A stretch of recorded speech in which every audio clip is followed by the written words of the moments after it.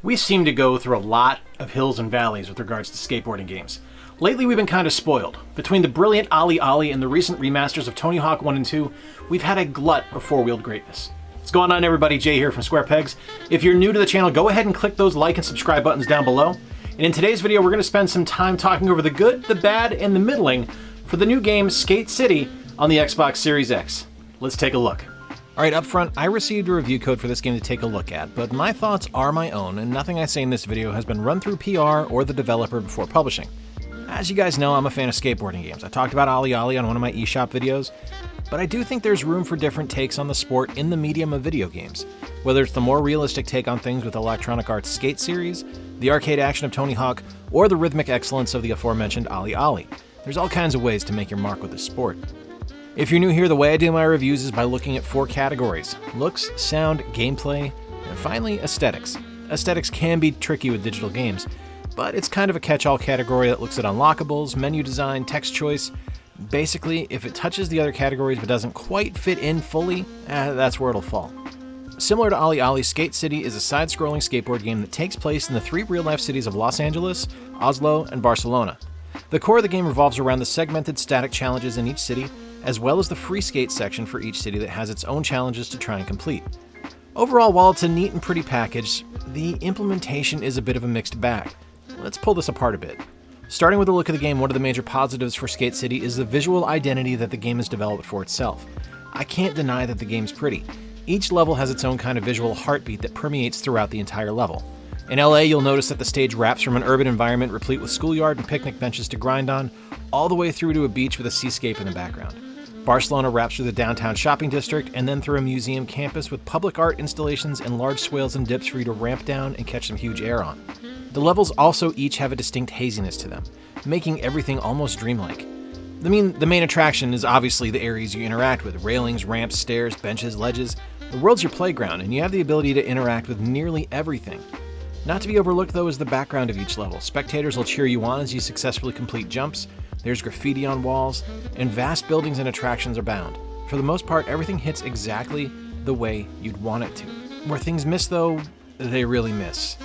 While it's a design choice, character faces are, for the most part, featureless. Yeah, there's some noses, and police officers have mustaches, but overall, people kind of have the appearance of mannequins.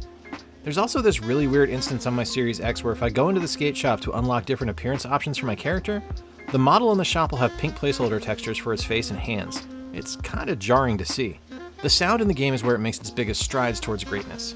Right off the bat, the game has incredible sound effects. The game prides itself in being lo-fi, and while it would be easy to go overboard with menu sounds, the game just relies on subtle noises and animations rather than firing bells and whistles. I also really like the sound effects in the game. Every surface has a different sound as you skate over it, as well as the different rails and objects you can grind will all have a distinct sound when you hit it. Slides sound different than rail grinds on your trucks. When you complete a power stop, it sounds like tires skidding. It's really appreciated. And not to be overlooked are the sound effects when you bail off your skateboard as well. It's definitely a little gruesome. It's a very nice touch. But the music is the real star, with an absolutely beautiful hip-hop inspired series of beats that just allow you to lose yourself in the music of the game. It's relaxing, beautiful, and sets the table for the expectations of the gameplay experience you're going to encounter.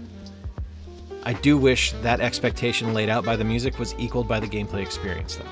As I mentioned earlier, there are 2 distinct modes for you to participate in, either the free skate mode or a series of challenges for each city where you have to participate in events ranging from timing challenges where you have to pull off specific tricks within a window, to races, to avoiding the police, to score challenges. It's a smorgasbord of skateboarding action. Unfortunately, it's a smorgasbord with only like 2 or 3 items on it. While there's a pile of challenges, they all kind of filter into 1 of 3 particular categories.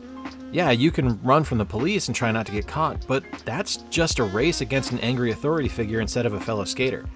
They mix and match the different challenge types into each other to spark a bit of life into the game, but eventually you kind of just feel like you're doing the same thing over and over again. And therein lies what is probably my biggest issue with the game. It really feels like the same thing repeated. Once I did a free skate for a bit, I felt no real compulsion to go through and do the challenges. And then thinking I'd ruined it for myself by starting with the free skate, I decided to go through and try in the opposite direction in a different city. And after I'd done a few challenges, I felt no compulsion to keep playing and going to the free skate.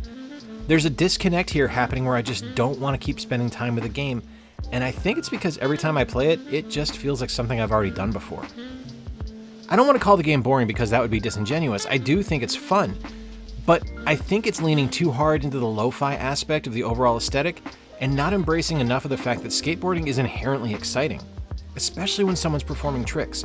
And unfortunately, I don't get that excitement from the core gameplay when I play it. The tricks are just kind of there, and I don't feel any sense of excitement when I pull something off, or even when I check off an accomplishment in free skate or the various challenge modes.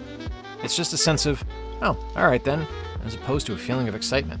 The basic tricks themselves, which you can make happen by flicking in any of the 8 directions on each thumbstick, are fairly easy to perform, though I did find myself kind of mentally crossing wires between Skate City and Ollie Ollie based on their visual similarities. That bit's 100% on me. But again, even this is a mixed bag. While the basic tricks are easy to perform, the second you throw in any kind of complexity, things like kind of go off the rails. Grinds seem to either hit or miss intermittently. A jump that succeeds on one run, for instance, will miss on a subsequent run, causing you to eat it and lose time to complete a challenge, which is frustrating. I also found myself seeing the visual indicator of what trick to perform and finding my brain going to the other thumbstick to pull it off. Something as simple as spreading those indicators out to the various sides of the screen to perform the tricks would help with the mental tripwire. It's pretty clearly a holdover from the limited real estate of the game's mobile origins, but you've got a larger display to work with now, so it would make more sense to me to see those spaced out a bit more just to give it some more visual breathing room.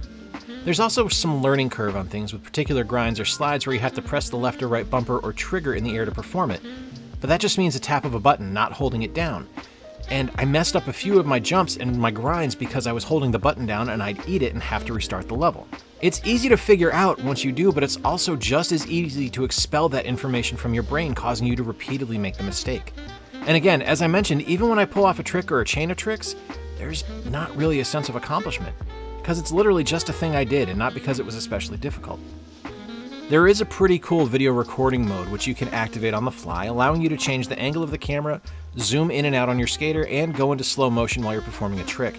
It is a neat feature, if a little bit clunky, as you have to use the D-pad and the A, B, X, Y buttons to activate and control things despite them not being utilized in any other way in the game. So you'll need to take your thumbs off the control sticks to work it. It's neat, just not the best quality of life or user-friendly experience. One of the neat things about those videos, though, is that you can sell them to sponsors for extra money, and the money in the game is used to both unlock the new cities, LA is your default option, as well as purchase things in the skate shop, which is accessible from the main menu. Now, you'll earn money by completing challenges in the different challenge modes as well as in the free skate. And in that skate shop, you can change your gender, skin tone, hairstyle and color, shirts, pants, wheels, trucks, your entire outfit, basically. And the neat thing is these are all cosmetic changes, so you don't have to sweat spending the money there. Where you want to focus your expenditures is with the special tricks as well as the skills. These will improve your skater's performance in-game, meaning higher scores and faster runs. Now, as cool as that is to get those special tricks and those skill bonuses up, I really wish that would have been called out a little bit better. It took going my 5th time into the skate shop to realize that there was 2 menu options down at the bottom. I had no idea how to pull off some of the more difficult tricks. I didn't realize I had to unlock them first, and I didn't realize I could do things like up my speed and my spin in the skate shop as well. It's these little things, these little tiny misses that just keep adding up. Aesthetically, I appreciate that the game has a really neat Polaroid design element throughout the interface, which is what inspired the thumbnail for this video. I also really like the font choice and design decision to frame everything that's selected on the main menu. Everything feels complete and very polished.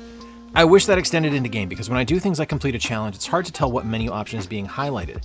Those highlighted items are in white, and every other menu option on the screen is a slightly dimmer white, so it's kind of difficult to see what exactly it is that you're choosing. I mean, it's a minor gripe, but since I chose the wrong menu option 3 times in recording footage, I figured it should be mentioned. I also ran into a few bugs as I played, with my biggest causing me to have to restart the game entirely. I lost all functionality in my A button as I was trying to quickly go through menus to restart a level. It ended up seemingly getting crossed with a B button somehow, as neither would select anything. It was incredibly frustrating to encounter. Overall, while there's parts of the game I really like, I just can't recommend Skate City right now. For me, the game just doesn't give me the satisfaction I want from pulling off a big trick, so I don't know that it's a game I'm going to be coming back to all that often.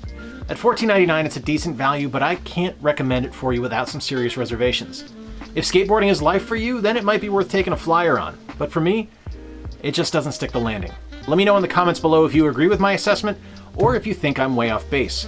And if you dug today's video, please be sure to give it a thumbs up down below to let me know you like what I made. As I mentioned at the start of the video, if you're new to the channel, please be sure to subscribe and ring the notification bell so you can be alerted whenever I post a new video. Huge thank you to my patrons who you're seeing on screen right now. If you're in a position to help the channel grow and you dig what I do here, please do consider becoming a Patreon supporter. Or if a recurring monthly payment isn't in your budget, consider picking up some of our merch at our TeePublic store. Links to both will be in the pinned comment down below, as well as all of our social media sites. Be sure to follow us there as well.